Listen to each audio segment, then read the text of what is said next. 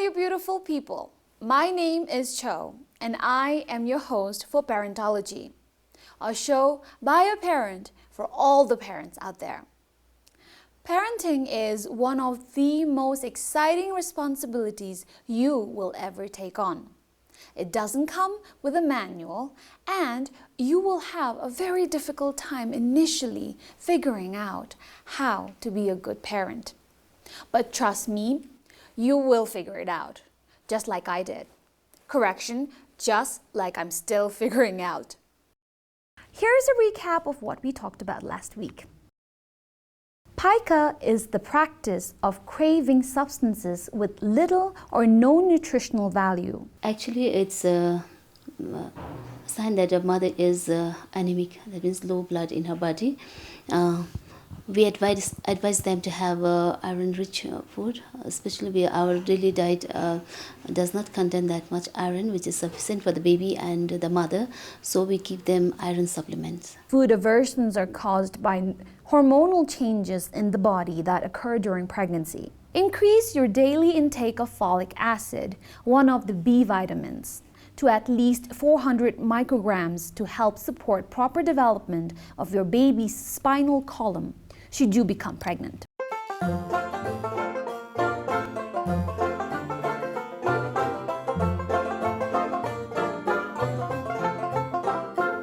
Today, we will look at a couple of things. 1. What to pack in your hospital bag. 2. What goes in your diaper bag. And 3. Finally, we'll listen to some tips and advice from experienced parents. Let's go ahead and check what goes in your hospital bag.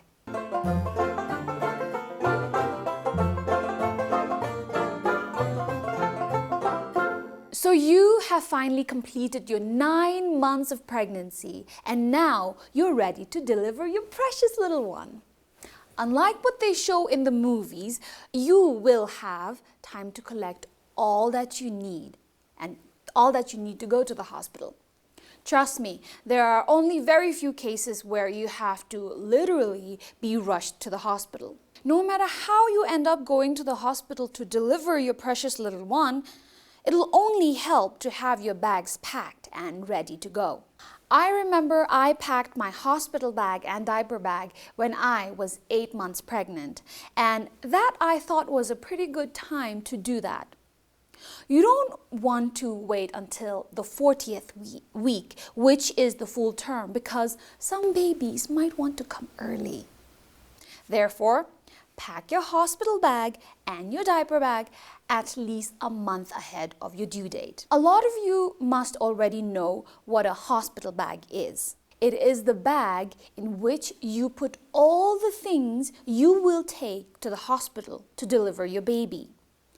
Now, in the mother and child book that you get when you register as an expectant mom, there is a list provided there too. You're required to bring 2 packets of perineal pads, 1 soap, 1 plastic sheet, 2 bed sheets, 2 underwears, 2 petticoats, 1 change of clothing. And for the baby, 1 clean towel, 2 blankets, and 10 nappies. If you just show up at the hospital with just those things in the book, you will be taking the bare minimum. Therefore, after asking around and drawing from my personal experience, I have made a list of things to put in your hospital bag. Number 1, change of clothes for the mom. Make sure she has tops that would allow her to easily breastfeed. Nursing bras, spaghetti straps, and petticoats, like mentioned in the book, are a must, along with 2 to 3 changes of underwear. Now, you don't necessarily have to bring your granny panties, but make sure it is not too tight or too loose. Remember, you want to be wearing only comfortable clothes. Keeping in mind the traditional method of caring for the new mom, you might also want to bring in something to cover her head. Perhaps a cloth nappy or even a hat. Also make sure the mother has a warm jacket and 1 to 2 pairs of cozy socks, as it's crucial in our culture to keep the new mom warm and snug. Number 2, bedding. I would recommend you bring 2 bed sheets. You might only use one, but there are times when you might have your water break on the bed, or you might accidentally bleed on it. So it is always wise to have 2 sheets. And it's also always better to have clean sheets when you have a new baby on it. You will also need a pillow or more and a blanket too. Oh, and don't forget your towel. Number 3, sanitary pads. You do not necessarily need to have those big maternity pads. The maxi pads that you can get from any store around would work too. Number 4, eye mask and earplugs. Hospitals, especially the maternity wards, are usually awake most of the time. And regardless of what time it is, there will always be someone in labor, in pain, or newborns crying, and people talking to each other. Therefore, I recommend you take something to cover your eyes and earplugs to block away all the noise, unless you are the one making it. You have to be patient and understanding to everybody around you, but you also need to get your rest. Number 5, slip-on slippers. Do not take slippers with straps or buckles on them. Trust me, you want to have a pair of slippers that will easily be put. Also, if you have a choice, take slippers that has good grip and wouldn't slip. Number 6, snacks and drinks. Labor pains are very unpredictable, so make sure you take your favorite snacks and lots to drink, because you never know how long you'll be in the hospital for. Number 7, mobile phones and the charger. Us Bhutanese, we love our mobile phones. While some of us use it to update our family and relatives, there are others who use the phone to document their whole experience of labor and birth, like I did. So you want to take your phone with the charger and maybe even a backup charger. Number 8, toiletries, which includes both you and your partner's toothbrush, face wash, face cream, soap, toothpaste and hairbrush, and any other products you would use on a daily basis. And if you could bring a hand sanitizer too, that's great. Number 9, breast pumps. As a new mom, you will face various challenges during breastfeeding, ranging from no milk production to flat nipples. During those times, a breast pump comes in handy. It also provides the stimulation needed to produce milk. So make sure you bring a sterilized breast pump with you to the hospital.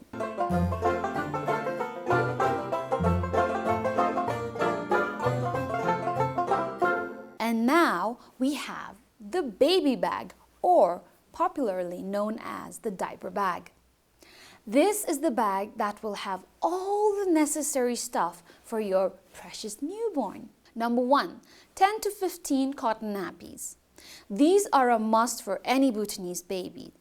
Unlike other babies born in the West, we love to swaddle our newborns from head to toe in these cloth napkins.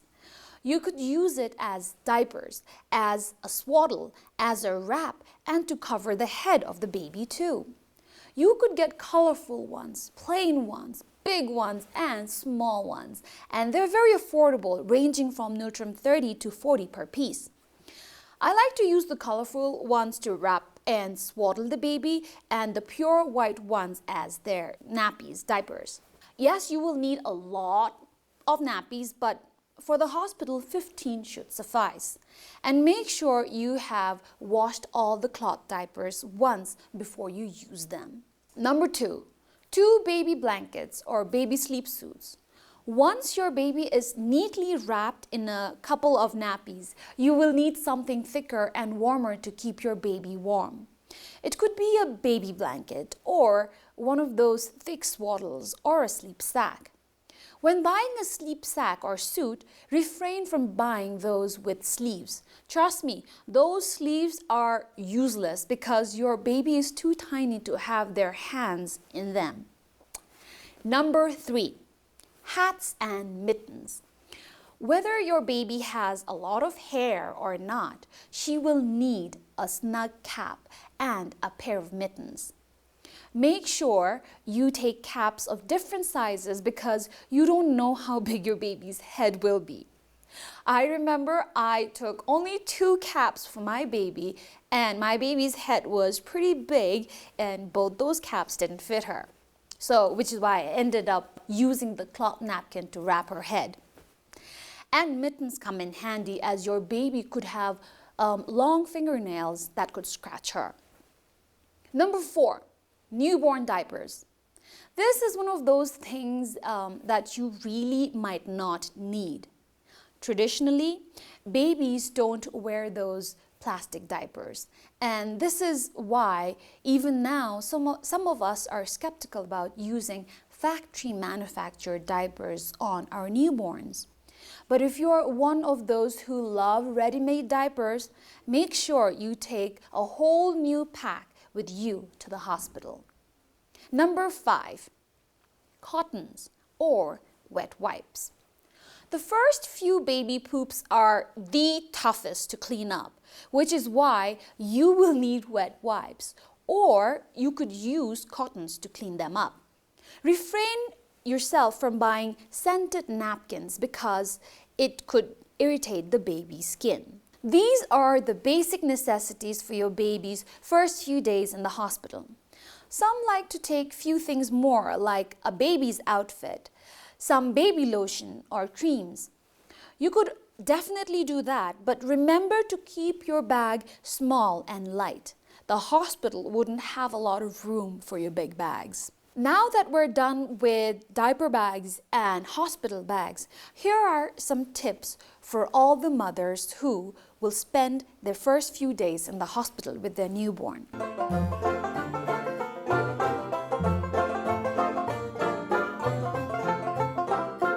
Number 1, keep yourself fed and hydrated. Once you get your labor pain, you won't be allowed to eat or drink. Therefore, you want to eat and drink as much as you can to gear up for the whole painful, exhausting experience of becoming a mommy. And also, you need the strength. Number 2, keep moving. This is in reference to those women who have started their labor pain.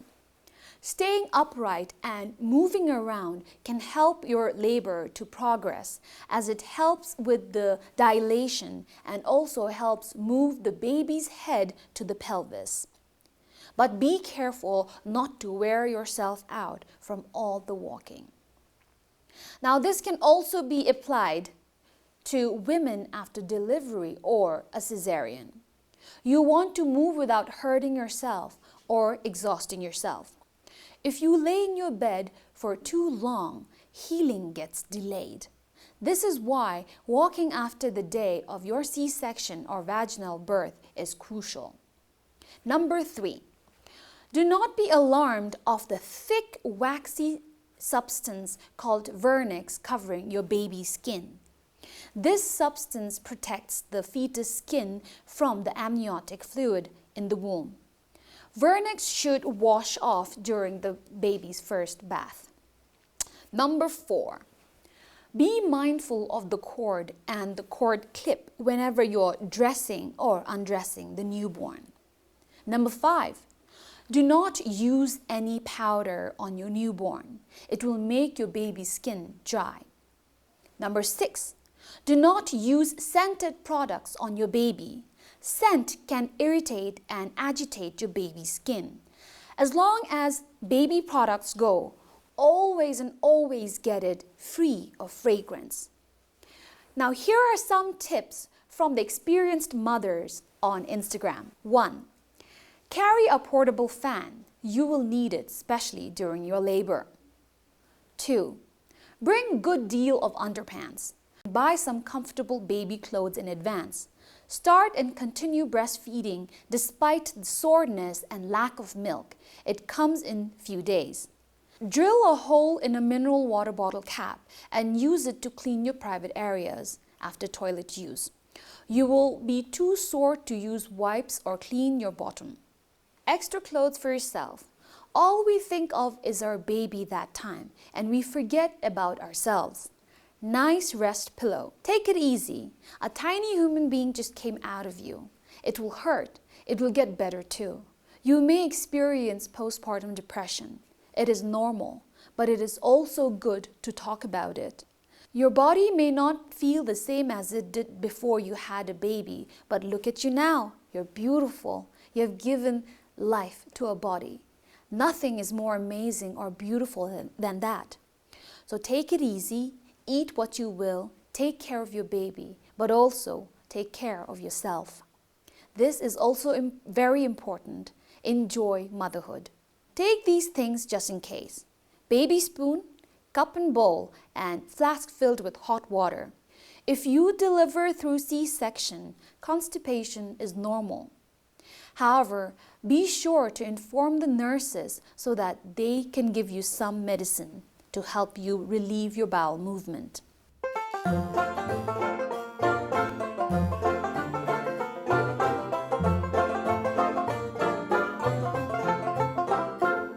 Being a new mom is lonely. There is some truth to it. You're faced with a completely new lifestyle, and everybody around you is telling you what is right and what's wrong. And sometimes, even though their intentions are right, they end up hurting you and confusing you. I know it's difficult because I went through it too. And I know how helpless and tiring it is to be a new mom. And this is why we have this show, hoping that it'll help you realize that you're not alone and that we're all mothers and we're here for each other. On that note, I will take leave. For suggestions and feedback, please email me at choni@bbs.bt or Instagram me at chozok, or leave me a comment on the YouTube channel BBS Channel 2.